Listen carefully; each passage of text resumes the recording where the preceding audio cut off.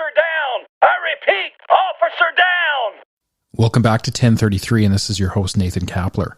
As always, thank you for tuning in and being a part of this community. Last week, I talked about an incident where a partner and I, while working in Whistler, BC, we were swarmed by a large group of people, and we had to fight to get our way out. We had struggled in that moment, or at least I did, with this fear of death or grievous bodily harm, either happening to myself or my partner. Now, the incident itself has a good ending. I and my partner were able to get out safely, and I don't believe anybody was seriously hurt as a result of the actions that we had to take. I did want to take a moment, though, and talk about the impacts of that event years later. The event itself had a long-lasting impact, and it wasn't very clear to me in the very beginning. But there was a very gradual descent where I now had left and lost ability to be able to go out into public spaces and not hold fear of being swarmed again, even on my days off. After that event, I believe I actively started to avoid large groups. I no longer felt comfortable in them. I actually held fear because in that moment, when I was swarmed, the body remembered all of this fear in the traumatizing event that I had been thrust into, and the amount of danger that I felt from that moment. And any time I was close to a large group or had a thought about going out later in the day to an event where there was going to be a large crowd, my anxiety would swell up and I would start to be overwhelmed with fear. The body was trying to actually protect myself as a result of not processing that trauma from before. Whistler was a fairly small community, so I think naturally in that setting, for the most part, there weren't a lot of large groups of people to begin with. So there wasn't a whole lot of avoidant behavior happening then. Where I really started to notice this was when I moved down into the Vancouver City area. Once in the city, there were large social events happening all the time. Concerts, Canada Day celebrations, rodeo events, all of which anytime I heard any mention of, I would shudder in fear. And I would turn down the opportunity to go to one of these events. As time continued on and I became a father, the seriousness of my avoidant behavior grew. I naturally, with children, was being pulled into more events where there were large groups of people, and I fought this incredibly hard. The only safe space that I felt that I had was alone, or actively, socially isolating to control my environment. Social isolation for me was an unhealthy coping behavior that I was beginning to use. And unfortunately, it was actually reinforcing this belief that I was keeping myself safe. And that I believed in the moment that this was actually a positive thing that I was doing, when it actually had a very negative impact, not only to myself, but people around me. My friendships, my relationships with family and my inner circle definitely were impacted at this stage of life, when I was struggling with PTSD. This fear or even paranoia of going out and being engaged in a large group eventually even worked its way into smaller groups as well. I no longer even at one point felt safe to go out and see close friends in a small group setting. The anxiety that would get drummed up within upon news of having to go out and see someone was incredibly overwhelming. I was gripped by fear most days in my life. The bizarre thing about this entire experience was that it was more noticeable when I was at home not working. You see, when I was at work, I could be somebody different. I had the tools, the abilities to go out and be engaged in large crowds. But what I have learned about PTSD is despite when I was at work and I felt I was controlling my symptoms, when I got home, I no longer could control that world. And I didn't fit into that aspect of my life anymore. The other difficult aspect to this point in my life was my awareness into my own behavioral patterns. The things that I was actively engaged in doing, my behaviors, I didn't recognize that they were actually harming myself or others around me. I didn't recognize that my social isolation had an impact not only to me, but to the people that cared for me. I had grown very distant. I have to agree as well with the fact that I probably wasn't entirely approachable either in this state. I wanted to be left alone. And as Mounties, we are masters at drumming up a facial expression that says, "Stay away from me." The level of denial that I had built up to try and protect the negative behavioral patterns that I was now imploring in my life to keep me safe was staggering.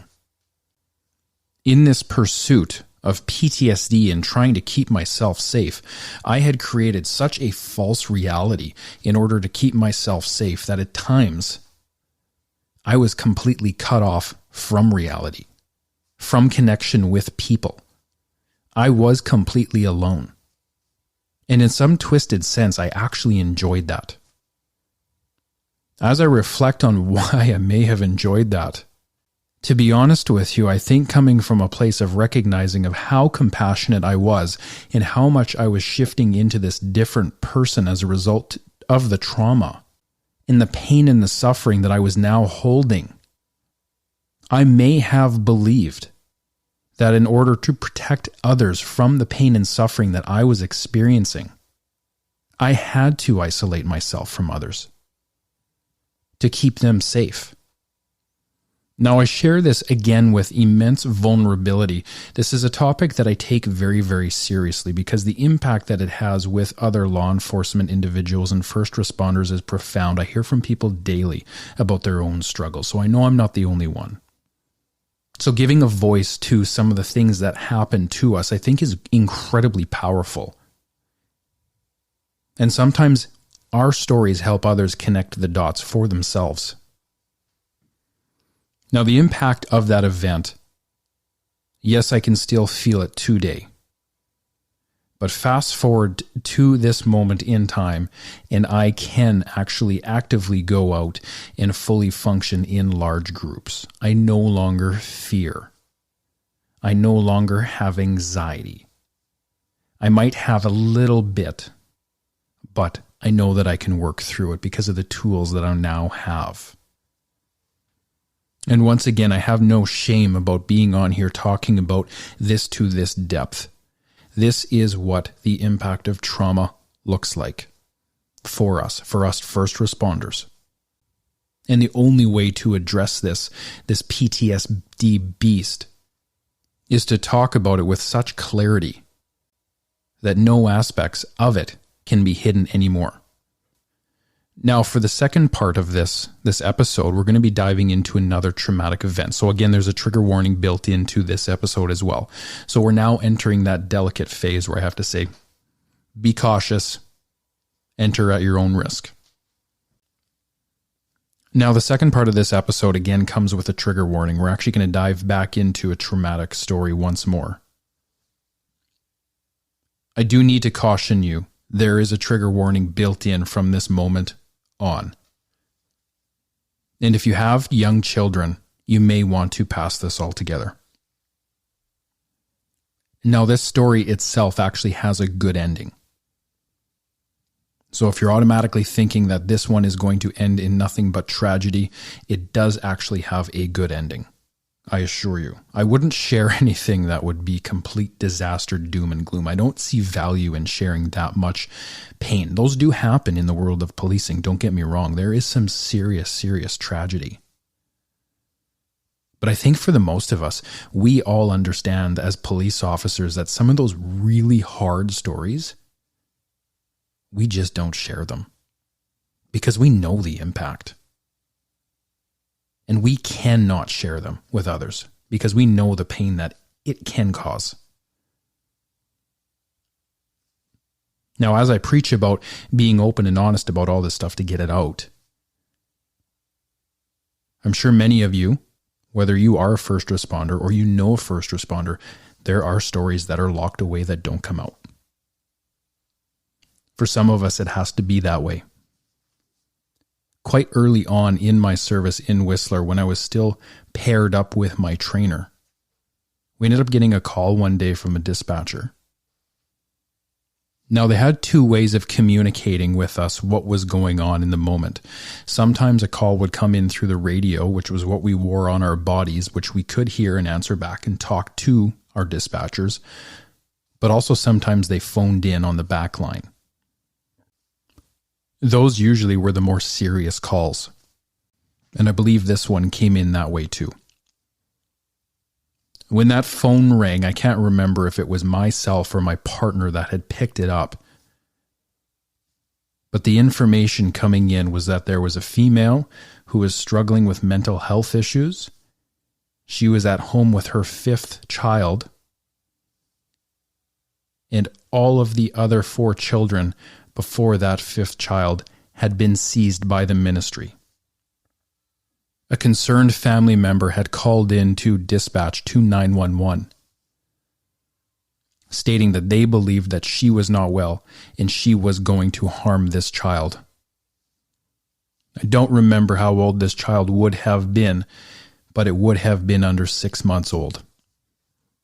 Now, being young, inexperienced, and still full of hope and positivity, I drove down to where the address was with my partner. We didn't talk much. I think we both realized that this could be a very significant call as well. And I don't believe either of us truly understood the seriousness of what we were walking into. When we got to the address, it was almost like the homes were a multi-complex residential building. One big building that had many homes all tied in together, almost like a townhouse, but not tall like a 2-story townhouse. We identified which unit number it was and noticed that all of the blinds were drawn. My partner motioned that he was going to walk up to the door to listen to see if he could hear anything on the other end. I motioned with a head nod that I understood, and I motioned to him that I was going to go to the side of the house to try and get a vantage point to peer into the windows to see if I could see anything that was happening inside the home.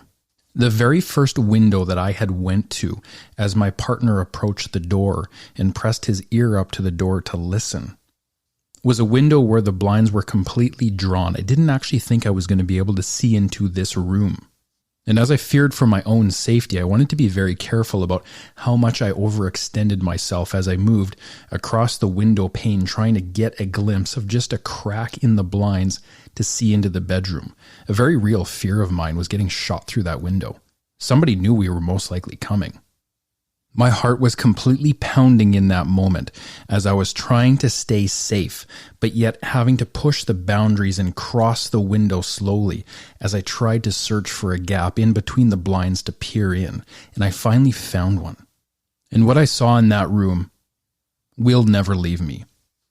As my eye kind of moved in the slit where the blinds had actually separated and not fully closed, I was able to tell that there was a bed, and it was most likely a bedroom. And as I started to shift to focus into that room to see if there was anyone in there, I saw a female standing by the bed. As I looked closer, I could see that she looked very disheveled. She probably hadn't showered in days. She didn't look well to begin with, just through looking through that window. But what completely put me into a state of shock was when I realized that what I was seeing against her chest was her young child. She was holding her child against her chest with a large kitchen knife pressed against the baby's throat. I knew in that moment that if something was not done, there was a good chance that that baby would be seriously hurt. I will never know if that woman had intentions to harm that child or to protect it as she was in a state of paranoia. But in that moment, I knew that something had to happen.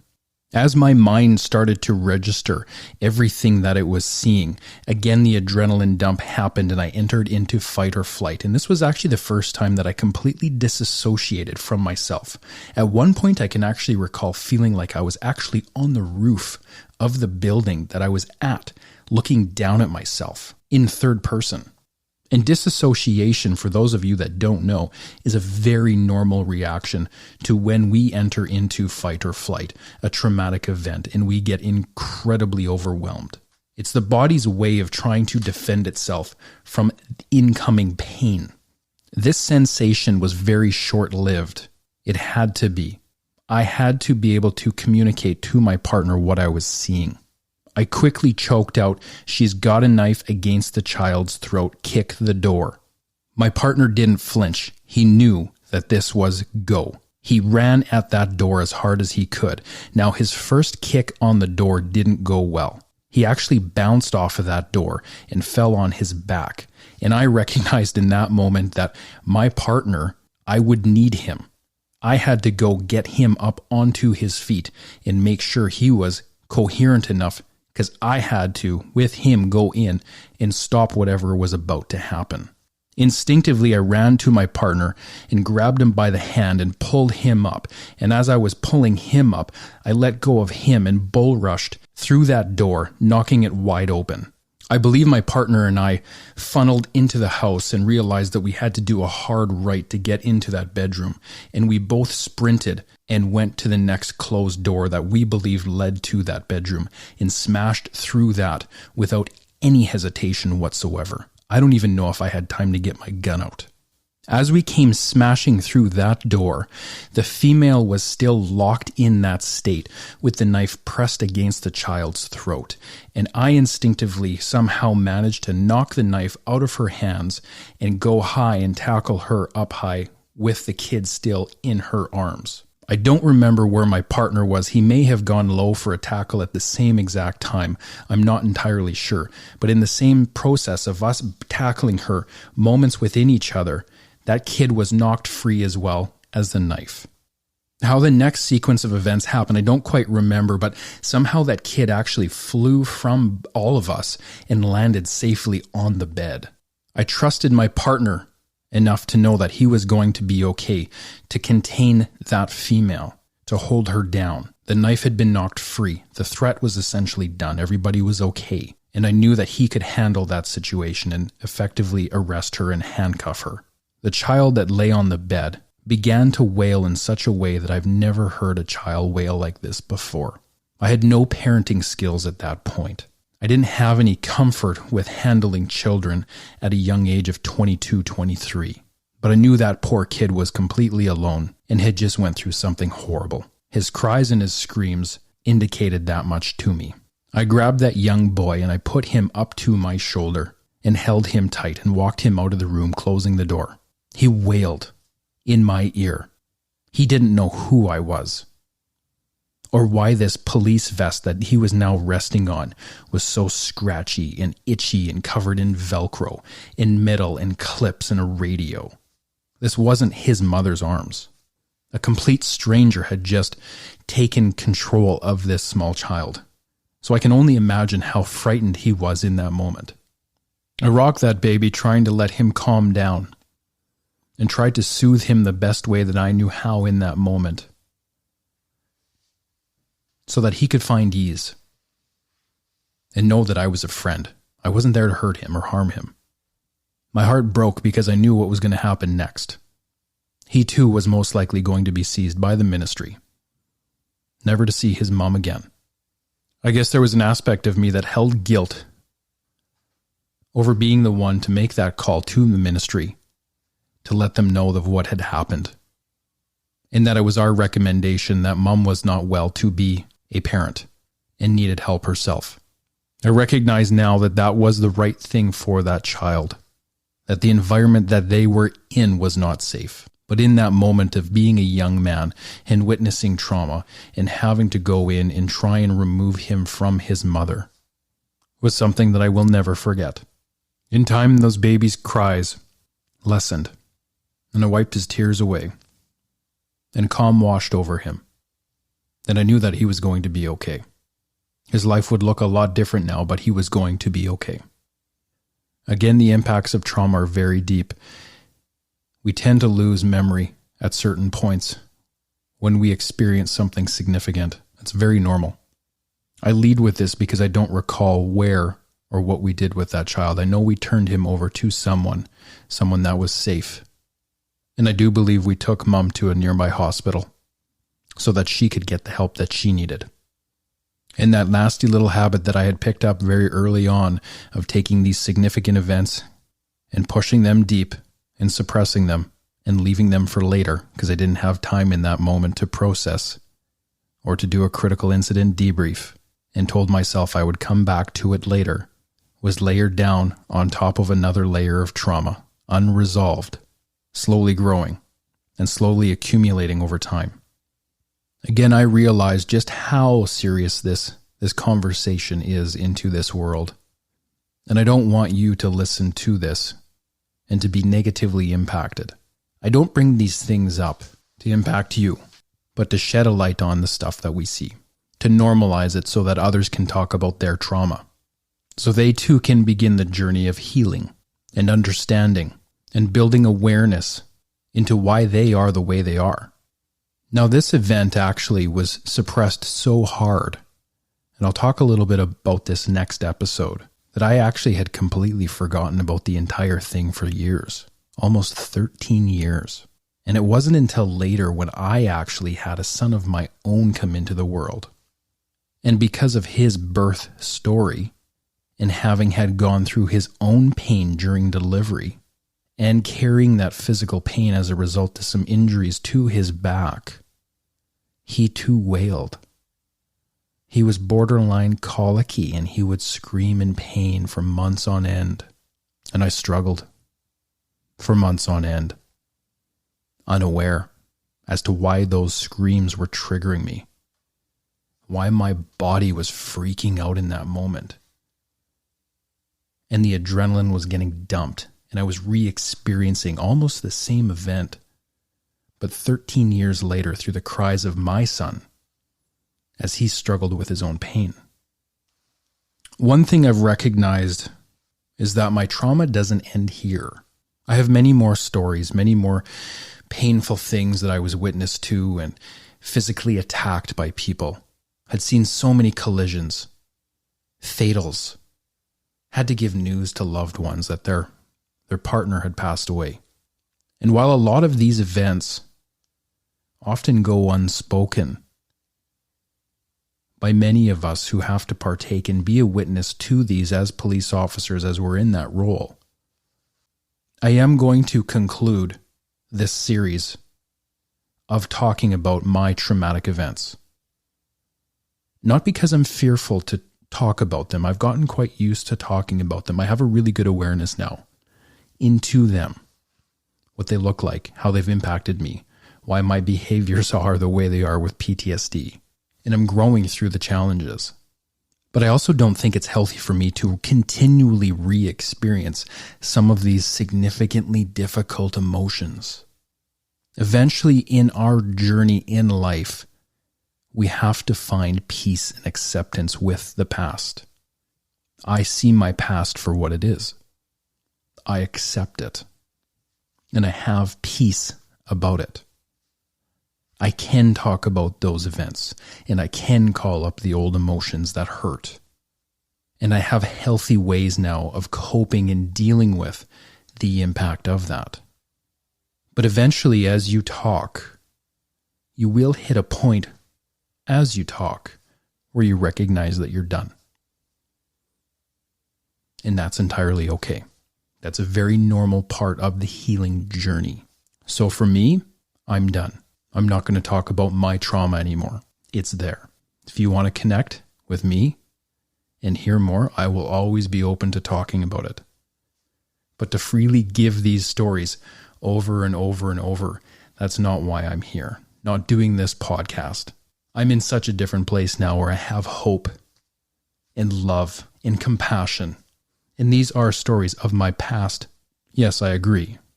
But you also have to eventually accept it. Truly accept it, and recognize that you can grow from it now, and you can leave them behind. So I do hope that that makes sense to each and every single listener.